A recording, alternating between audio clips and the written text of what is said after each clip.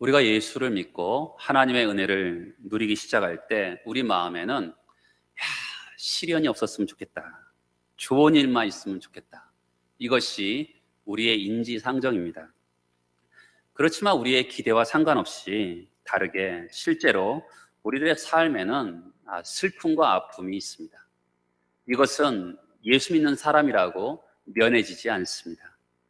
그럴 때 우리는 이 세상에서 이 슬픔과 아픔을 어떻게 다루어야 할까요?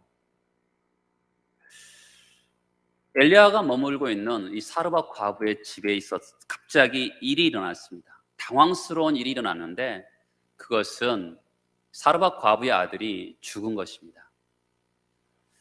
여러분, 이 당시는 과부는요, 남편이 죽으면 죄송한 표현이지만 할 일이 창녀밖에 없었던 시대입니다. 아무것도 누가도 도와줄 수 없는 그런 시대였어요. 근데 이 여인에게 이 아들은 유일한 소망이고 힘이었습니다. 근데 이 아들이 죽어버렸어요. 이 아들을, 죽은 아들을 보면서 사르밧 과부가 어떻게 고통을 이겨나가는지 오늘 말씀을 다뤄보고자 합니다. 한번 볼까요? 17절에 보면 2일 후에, 따라서 해보시겠어요? 2일 후에 아들이 죽었어요. 지금 일어난 일이 있는데 그것을 바르게 알기 위해서는 2일 후에, 이 일이 무엇인지 알아야 되는 것이죠. 특별한 일이 생긴 후에 아들이 죽은 것이에요. 그러면 이 일이 무엇일까요? 일은 이것입니다. 사르밧 과부의 집안에 지금 기적이 일어나고 있어요. 아침마다 가보면 통에 가루가 마르지 않고요, 기름이 병에 마르지 않았습니다. 오늘도 틀림없이 가서 보면 있을까라고 했는데 진짜로 가루가 있고 기름이 있었습니다. 그래서 어떤 면에서 이 여인은 굉장히 엘리야가 머무는 기간 동안 특별한 행복을 누리고 있었을 것입니다. 지금 이 세상은 어떤 상황이에요? 기근이 있고 죽음이 있는 시대입니다. 그런데 놀랍게도 이 여인의 집은 사막에서 오아시스와 같처럼 큰 행복을 경험하고 있는 것이죠.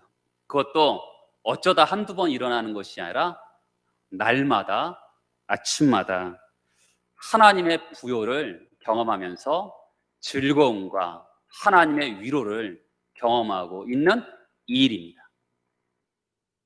이것은 단순히 먹고 사는 문제가 아니에요. 이 여인이 경험했던 것은, 하나님이 나를 사랑하시는구나, 하나님이 나를 생각하시는구나 라는 신앙적인 큰 기쁨을 가져오는 그런 증거입니다. 여러분, 이 엘리야가 머물고 있는 사르밧 과부는 기적의 양식을 먹으면서 어떤 생각을 했을까요? 하나님의 사랑이 너무나 눈물겨웠을 것입니다. 특히 이 여인은 어떻습니까? 하나님을 모르는 여인이었어요. 그렇죠? 죄 중에 있었던 이방 여인이었습니다. 그리고 의지할 것도 없는 초라한 과부에 불과한 여인이었습니다. 그런데 전능하신 하나님께서 이 엘리야 선지자를 통해서 이 여인에게 찾아오셨습니다.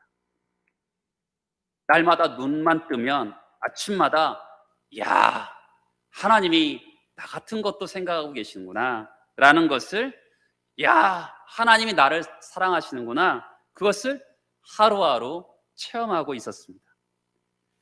하나님이 주시는 특별한 기쁨을 날마다 2년 남짓 경험하고 있었습니다. 그런데 이게 웬일입니까? 이런 특별한 일을 경험한 2일 후에 어떤 일이 있죠? 17절에 보면 그 집 주인 되는 여인의 아들이 병들어 증세가 심히 위중하다가 숨이 끊어진지라. 소중한 아들이 죽었습니다. 부모에게 부모보다 자식을 먼저 보낸다는 것은 큰 슬픔이고 아픔이죠.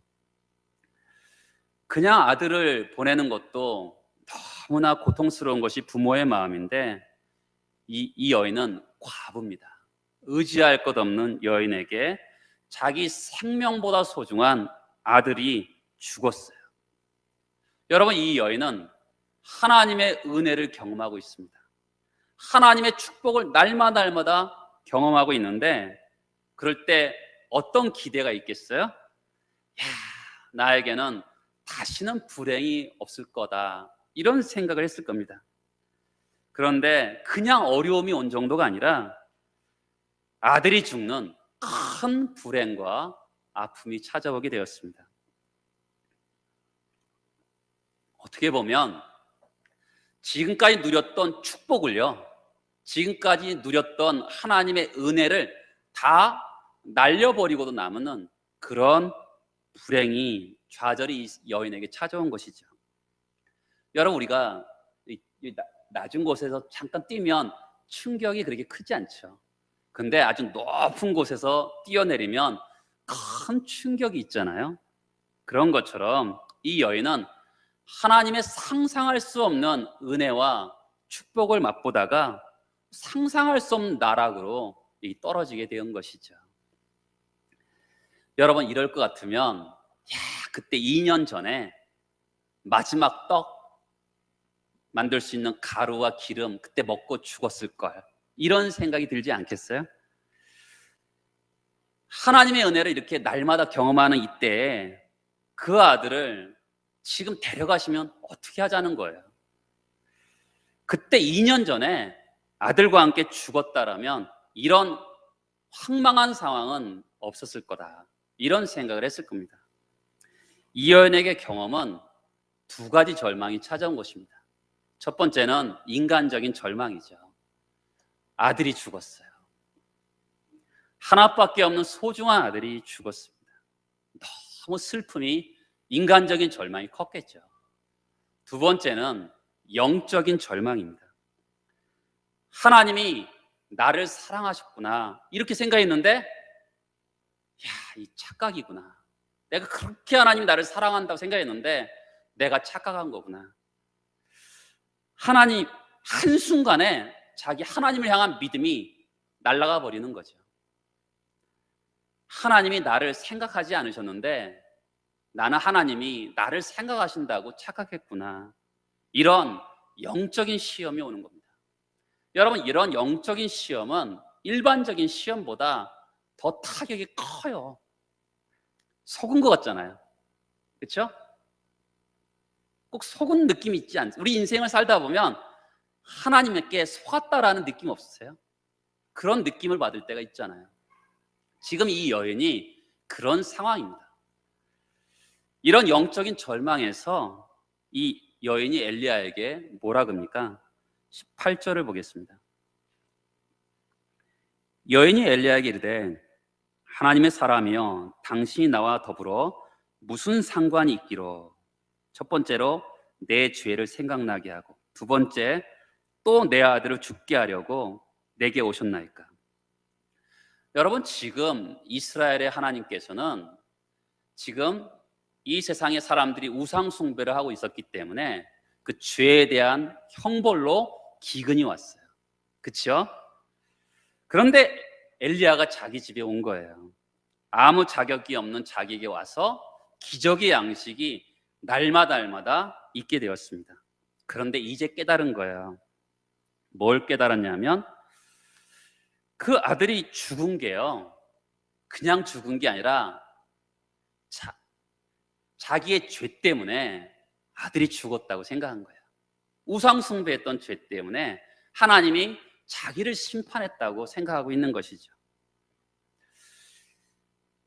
내가 하나님을 착각했구나. 그러면 그렇지, 하나님이 나를 생각할 리가 있겠어? 이 세상 사람 누구도 나를 주목하지 않는데 하나님이라고 나를 생각할 리가 있겠어? 이러면서 무너지는 거죠.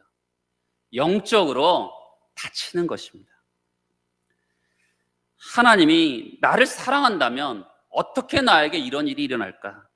깊은 좌절이, 영적인 절망이 이 여인에게 찾아온 것입니다. 이 여인은요, 자기의 불행을 뭐로 보고 있냐면 자기의 죄 때문에 하나님이 심판하고 있다고 그것을 느끼면서 영적으로 절망하고 있는 것이죠. 이 여인의 삶에 대해서 우리가 이 여인의 아픔을 어떻게 다루고 있나 그것을 보기 전에 우리가 하나 먼저 생각할 게 있는데, 엘리야가 이 여인을 한 번도 책망하고 있지 않다는 거예요. 여러분, 그럴 수 있잖아요. 야, 너 그럴 수 있냐? 2년 동안, 거의 2년 남짓 동안 하나님이 너를 먹이고 입히셨는데 어떻게 너 하나님을 원망할 수 있고 하나님께 그렇게 외칠 수 있느냐? 이렇게 얘기할 수 있지 않겠어요? 그런데 엘리야는 그렇게 여인을 책망하고 있지 않아요. 아무리 하나님의 은혜를 많이 받았다 하더라도 그 아들 잃은 슬픔과 비교할 수 없다는 것을 잘 알고 있기 때문에 책망하지 않습니다. 어떤 면에서는 이 여인에게도 좌절이지만 여러분, 엘리야에게도 굉장히 큰 슬픔이겠죠. 이 여인의 아들이 죽은 것은. 그때 엘리야가 무엇을 합니까? 19절에 보면 엘리야가 그에게 그의 아들을 달라 하여 그를 그 여인의 품에서 받아 안고 자기가 거처하는 다락에 올라가서 자기 침상에 누이고 여호와께 부르짖어. 이 해석되지 않는 삶을 만날 때 지금 엘리야가 무엇을 하고 있습니까? 기도의 골방으로 은혜의 보좌 앞으로 들어가고 있습니다.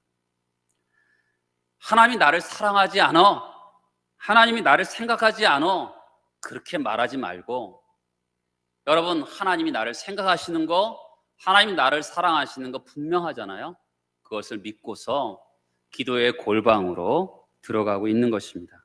그런데 우리가 눈여겨봐야 될 게 어떻게 기도의 골방으로 들어가느냐는 것입니다. 이 여인에게 엘리야가 기도의 골방으로 들어가기 전에 요청을 합니다. 뭐라고 얘기하냐면, 따라서 해보시겠어요? 죽은 아들을 달라. 여러분, 이게 무슨 뜻일까요?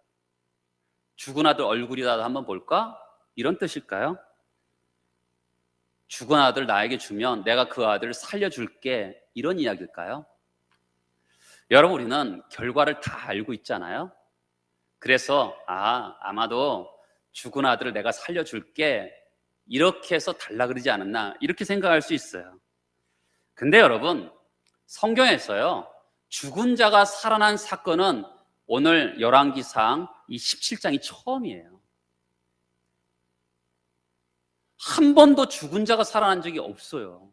그러니까 엘리야가 죽은 자를 내가 살려줄게, 그렇게 말할 수 있는 입장도 아니에요. 여러분, 어떻게 그렇게 말할 수 있어요? 하나님만이 죽은 자를 살릴 수 있는 거죠.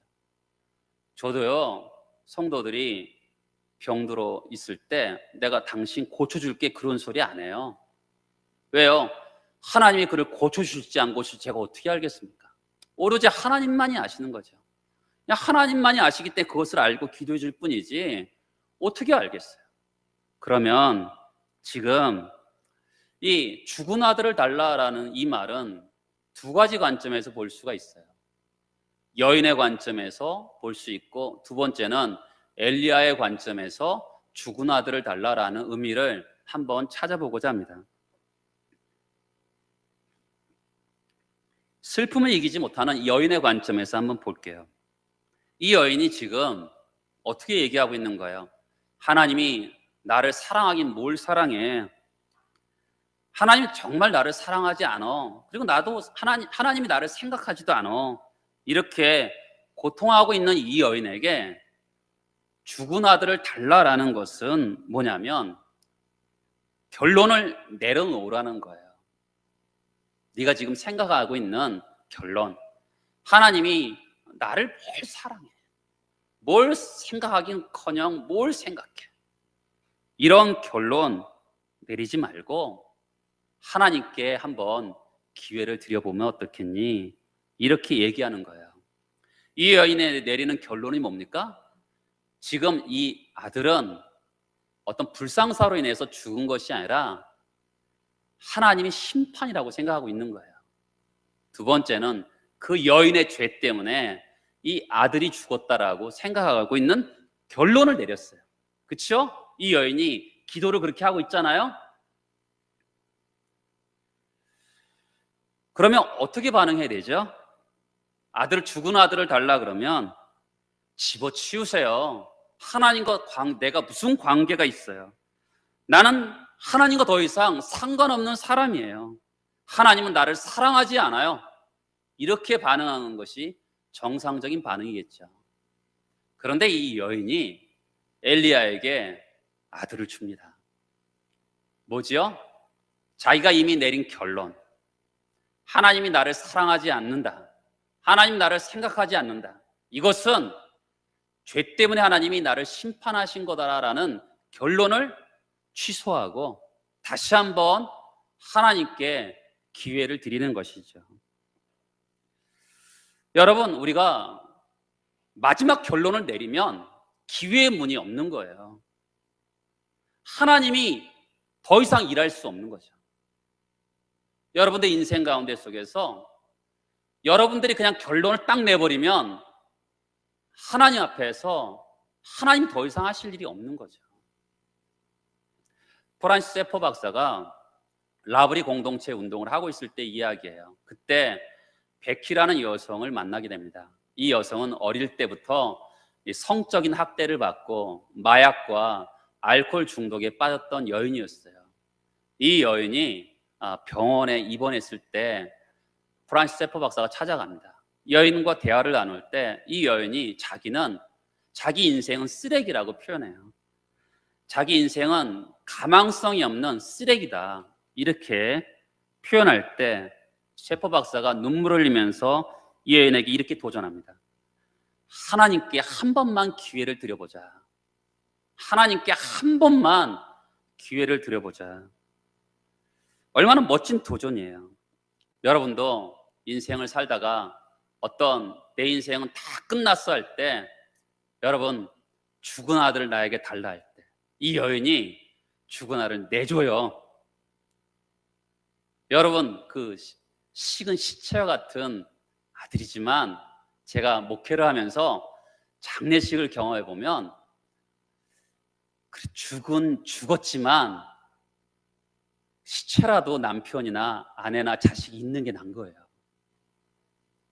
여러분, 병원에서 장지를 갈 때 유족들이 오열합니다. 무덤에 들어갈 때 오열해요. 왜요? 죽은 시신이라도 있는 게 난 거거든요. 근데 이 여인이 죽은 아들을 엘리야에게 줍니다.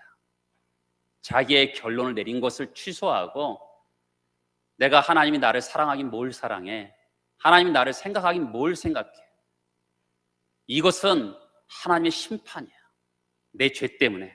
이런 결론을 내린 것을 취소하고 하나님께 한 번 더 기회를 드리는 것이죠. 엘리야의 관점에서 생각해 보겠어요. 여인의 품에 안고 있는 이 아들을 자기의 품으로 옮깁니다. 그리고 기도의 골방으로 들어가는 것이죠. 여인의 문제를 자기의 문제로 인식하고 기도의 골방으로 들어가요. 이 상담학에서 이런 것을 공감이라고 그러죠. 동일시라고 그러기도 합니다. 그 여인의 아픔과 질고를 자기의 질고와 아픔으로 여기면서 공감하면서 기도의 자리로 들어가요. 어떻게 기도합니까? 20절에 보면, 내 하나님 여호와여 주께서 또 내가 우고하는 집 과부에게 재앙을 내리사 그 아들이 죽게 하셨나이까. 그냥 무심히 읽어보면 하나님께 원망하는 것 같아요. 그런데 여러분, 이 20절의 말씀은 잘 읽어보면 18절에 나오는 그 여인의 말을 그대로 하나님께 다른 버전으로 탄식하고 있는 거예요. 하나님 정말 여인의 죄 때문에 심판하시는 것이 틀림없습니까? 이 말을 하고 있는 거예요. 그 여인과 공감하고 자기와 동일시하면서 자기 입으로 하나님 앞에 여인이 뱉어놓은 그 말을 그대로 하나님께 토설하는 것이 엘리야의 기도의 첫 번째 포인트예요. 여러분, 죄가 이 세상에 들어왔어요. 그때 인간에 일어난 가장 비참한 게 뭐죠? 하나님과 단절하고요, 인간과 인간이 단절이 일어났어요. 그러기에 죄인에게 나타나는 가장 치명적인 것은 공감력이 없어지는 것이죠. 사람이 가까이 있는데도요, 여러분 우리 가족끼리 같이 살잖아요. 그럼에도 불구하고 외로울 때 있잖아요. 왜 그렇게 했어요? 그것은 인간과 인간이 죄로 말미암아 단절이 일어났기 때문에 그런 것입니다. 여러분, 성경에서 아담과 하와가 죄를 지었을 때 하나님이 찾아와요. 그때 아담이 하나님, 이것은 제 탓입니다. 제 허물입니다. 저 여자는 아무 죄가 없습니다. 이렇게 말하지 않고요. 하나님, 이거 제 탓 아닙니다. 제 탓 아니에요. 저 여자가 저를 꾀어서 제가 죄를 지었습니다. 공감 능력이 상실돼서 완전한 단절이 일어나서 그 여인, 그렇게 부부가 가까운 게, 이 세상에 가장 가까운 게 부부 아니겠어요? 그런데 단절이 일어나고 있는 것을 보게 돼요. 여러분, 이 세상에 가장 가까운 사람이 부부인데, 부부간에도 단절이 일어나는데 다른 사람과의 관계에서 단절이 일어나는 거 당연한 거 아니겠어요? 그런데 이 엘리야는요, 공감력이 없어진 이 시대에 이 여인의 아픔을, 이 여인의 슬픔을 자기의 아픔과 자기의 슬픔으로 여기면서 하나님 앞에 나아가고 있는 것이죠. 여러분, 야고보서를 보면 이 야고보서를 쓴 야고보는 별명이 낙타 무릎이에요. 얼마나 기도를 많이 했는지 무릎에 혹이 날 만큼 기도를 많이 한 사람입니다. 근데 성경에서 야고보서에 보면 야고보가 드는 기도의 사람이 있어요. 누구죠? 엘리야입니다. 정말 낙타 무릎이었던 야고보가 성경에서 기도의 사람을 들고 있는데 바로 엘리야를 들고 있어요. 엘리야가 어떻게 기도하죠? 여인의 문제를요, 자기의 문제로, 여인의 질고와 고통을 자기의 질고와 고통으로 공감하면서 동질감을 가지고 기도의 골방으로 들어가고 있어요. 여러분, 이것이 여러분을 이 땅에 둔 하나님의 목적이죠. 여러분, 베드로서에 보면 여러분과 저를 왕 같은 제사장이라고 표현하고 있어요. 이 세상 사람들은요, 신분이 높든지 낮든지 자기의 종이에요. 욕망의 종입니다. 자기밖에 몰라요. 근데 성경은 우리에게 왕 같은 제사장이라 표현하고 있어요. 우리는 왕 같은 존귀함이 있고요, 제사장이라고 얘기하고 있어요. 이 제사장이라는 표현은 뭐냐면 다리를 놓는 사람들이란 뜻이에요. 이 세상과 하나님 사이를 연결하는 다리를 놓는 사람들인 것이죠. 여러분, 제사장이면 어떻게 기도해야 되는 것이죠? 하나님과 다리를 놓기 때문에 다른 사람의 슬픔과 아픔을 나의 슬픔과 아픔으로 여기면서 하나님께 다리를 놓는 거죠. 그것이 제사장의 역할인 것이죠. 여러분과 저를 향하신 하나님의 부름 중에 하나인 것이죠. 한국 교회를 세계 교회가요, 기도를 많이 하는 민족으로 여기고 있어요. 주여 삼창도 하고요, 기도원도 참 많잖아요. 근데 저는 여러분들이 1시간, 2시간 얼마나 많은 시간을 기도했냐, 그것을 묻지 않고요, 기도의 내용이 뭐냐라고 묻고 싶어요. 여러분들의 기도의 내용이 여러분 자신과 여러분 주변에 있는 사람과 그렇게만 기도한다면 오늘 우리에게 주님이 우리를 부르신 부름의 목적인 왕 같은 제사장의 역할을 하고 있지 않는 거죠. 사랑하는 지체들의 눈물과 아픔을 나의 눈물과 아픔으로 여기면서 하나님께 나아가는 것, 기도의 내용이 바뀌어야지만이 이 한국 교회가 변할 수 있는 거죠. 여러분, 한국 교회를 향해서 많은 사람들이 비판을 하지만 그 중에 변화돼야 될 것은 기도의 내용이에요. 부름의 소망인 거죠. 바로 왕 같은 제사장의 역할을 우리가 하고 있나, 기도의 내용에서 그런 변화들이 있어야 되는 것이죠. 여러분, 엘리야가 이런 기도의 모습을 보여줄 뿐만 아니라 좀 독특한 제스처를 취해요. 어떤 제스처를 취하냐면 21절에 보면 이렇게 하죠. 그 아이 위에 몸을 3번 펴서 엎드리고 여호와께 부르짖어 이르되 내 하나님 여호와여 원하건대 이 아이의 혼으로 그의 몸에 돌아오게 하옵소서 하니, 엘리야가 죽은 아이 시체 위에 몸을 3번 펴서 엎드려요. 죽은 시체를 놓고요, 그 위에 자기 몸을 다 펴는 겁니다. 한 번이 아니라 3번을 펴요. 3번이라는 것은 여러분들이 아시는 것처럼 완전수예요. 그러니까 3번만 한 게 아니에요. 3번이라는 표현은 완전수를 표현하고 있기 때문에 3번이라 했지 3번만 한 게 아니죠. 엘리야가 머리서부터 발끝까지 그 아이에게 3번 폭에서 무슨 행동을 하는 거죠? 엘리야가 무언의 말없는 기도를 하고 있는 거죠. 죽은 아이와 지금 한 덩이가 되고 있는 거예요. 3번 폭에서 어떻게 하겠다는 거죠? 하나님, 저에게 있는 이 생명 이 아이에게 주세요. 이 아이에게 있는 사망 나에게 주세요. 이런 기도를 하고 있는 거죠. 이렇게 해야지만이 이 아이가 살 수 있다고 생각한 거예요. 아까도 말씀드렸듯이 구약 성경에서 처음으로 죽은 자가 살아난 사건이에요. 엘리야도 죽은 자가 살아날 수 있다 잘 몰랐어요. 한 번도 경험해 본 적이 없는, 들어본 적도 없는 사건이에요. 근데 엘리야가 이 아이와 폭에서 하나님, 이 아이의 죽은 생명, 사망 나에게 주시고 나에게 있는 생명 이 아이에게 주세요. 그러면서 한 덩어리가 돼서 기도하고 있는 것이죠. 이렇게 기도한 엘리야의 기도에 하나님이 어떻게 응답하십니까? 22절, 여호와께서 엘리야의 소리를 들으심으로 이 아이의 혼이 몸으로 돌아오고 살아난지라. 엘리야가 그 아이를 안고 다락에서 방으로 내려가서 그의 어머니에게 주며 이르되 보라 내 아들이 살아났느니라.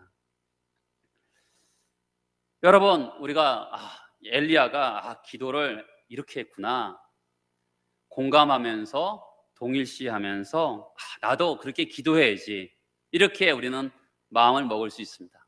그런데 내가 기도하면 살아날까? 이렇게 생각하면 여러분들은 오늘 말씀의 핵심을 놓치는 거예요. 여러분, 구약에서부터 신약에 이르기까지 죽은 자를 살리시는 하나님의 보편성이 있어요. 따라서 해보시겠어요? 죽은 자를 살리시는 진리의 보편성. 여러분, 이것을 오늘 말씀에 보여주고 있어요. 민수기 19장에 보면 선지자가 누구든지 시체와 접촉하면 부정해져요. 이 엘리야 선지자는요, 시체와 만지면 부정해진다는 거 알았을까요? 몰랐을까요? 알았어요. 근데 이 엘리야가 이 아이와 3번 포기해요.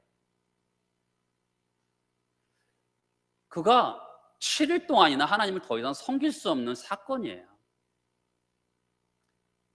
무엇을 하는 거죠?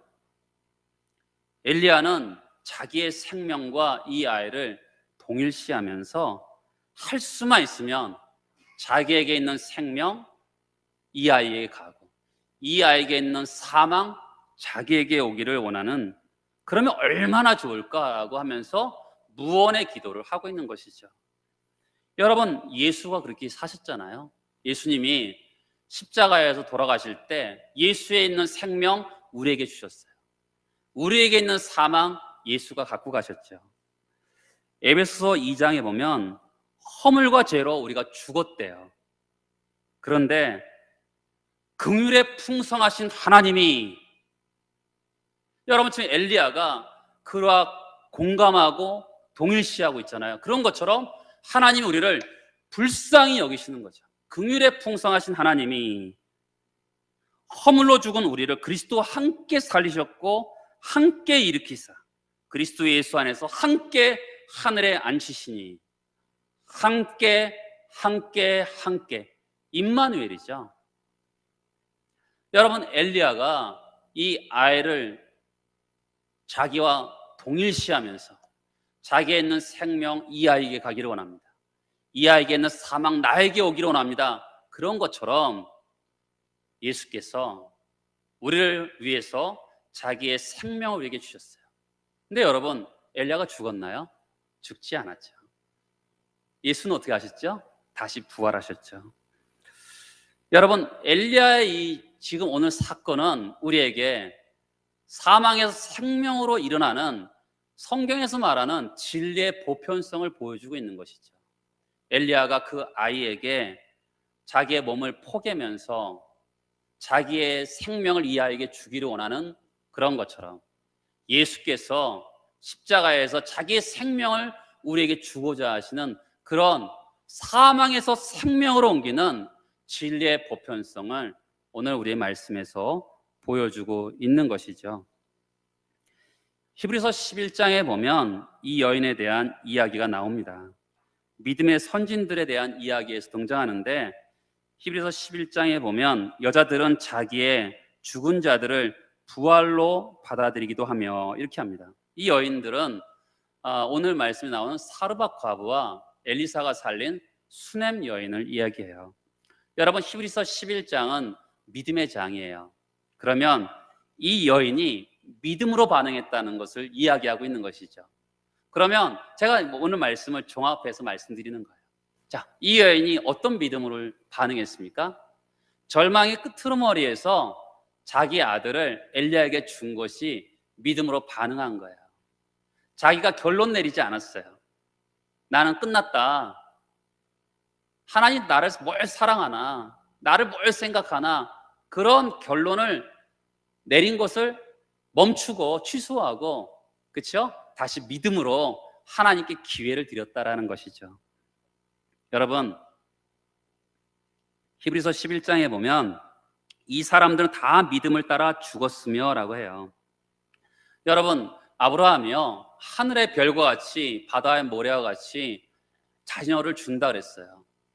근데 그가 경험했습니까? 못 봤어요. 그런데 믿음으로 죽었다는 거예요. 아브라함도 스스로 결론 내리지 않았다는 거죠.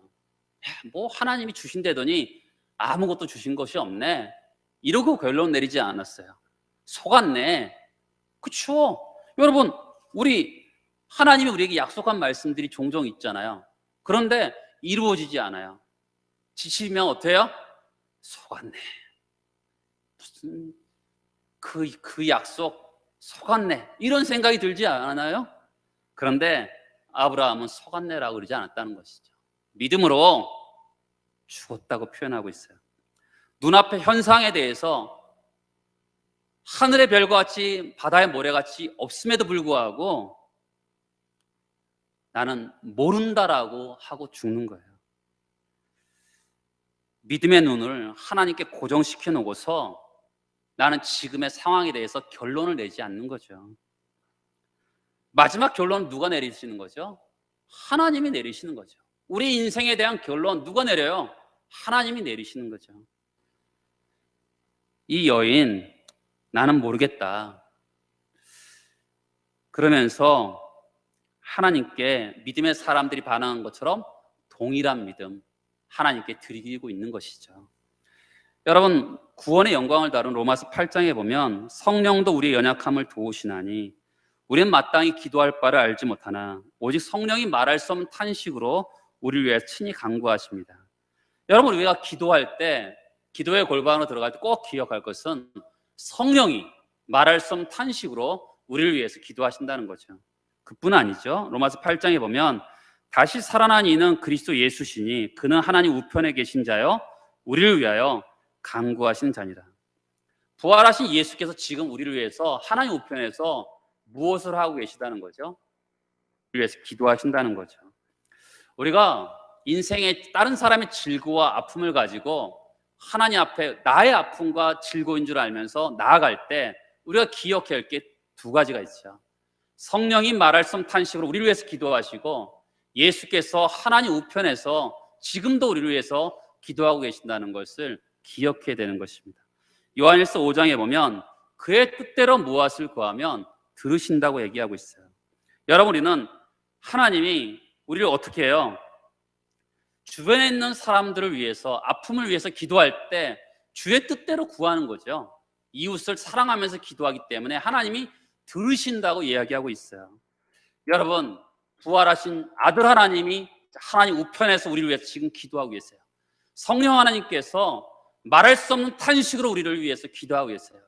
그러면서 우리를 왕 같은 제사장의 기도를 원하시는 거죠. 그렇죠? 너만을 위해서 기도하지 말고 이 땅에 슬픔과 아픔을 당하고 있는 수많은 사람들을 위해서 나와 하나님을, 이웃, 내가 이 세상과 하나님을 잇는 다리 역할을, 제사장의 역할을 기도를 하라고 우리를 초청하고 계시는 거죠. 여러분, 지금 이 다락방, 사르밧 과부의 이 아들이 죽어있는 현장의 다락방 뭐 같습니까? 이스라엘이 죽어있는, 영적으로 죽어있는 상황과 너무 똑같아요. 여러분, 지금 엘리야는 언젠가는 갈멜산에 올라갈 거예요. 지금 이스라엘을 살릴 수 있는 방법이 뭐라는 거예요? 이스라엘과 같이 죽고 같이 살아야지만이, 그래야지만 이스라엘을 살릴 수 있다는 거죠. 그렇죠? 그것을 오늘 말씀을 통해서 도전하고 있는 거죠. 그리스네가의 훈련은 뭡니까? 하나님이 공급하시고 날마다 하나님을 새롭게 만나는 체험이었다면, 사르밧 과부의 만남은 처음에 뭐였죠? 적진의 가운데 속에서, 이 세상 가운데 속에서 하나님이 살아계심을 증거하는 거였어요. 그러면 마지막에 오늘 17장에 나오는 하나님의 훈련은 세 가지인데, 마지막 훈련은 뭐죠? 영적으로 죽어있는 이스라엘을 향해서 그들을 살릴 수 있는 방법은 같이 죽고 같이 사는 것이다 라는 것을 깨닫게 하시는 것이죠. 하나님의 마음을 시원케 하는 사람은 뭐죠? 예수와 함께 죽고 예수와 함께 사는 것이죠. 여러분, 이런 사람을 하나님이 찾으시는 거죠. 여러분들에게 그런 은혜와 축복이 있기를 바라고 축복합니다. 같이 기도하겠습니다. 오늘 말씀 기억하시겠죠? 크게 2일 후에 정말 행복한 일이 있었는데 어려움이 있어요. 그렇죠? 그 다음에 죽었어요. 그 다음에 당신의 아들을 달라. 결론 내리지 말라. 그리고 그대로 그의 슬픔을 가지고 기도하죠. 그렇죠? 그리고 하나님이 함께 죽고 함께 살려고 하니까 살려주세요. 그렇죠? 우리가 그런 삶 되게 해달라고 같이 기도하겠습니다.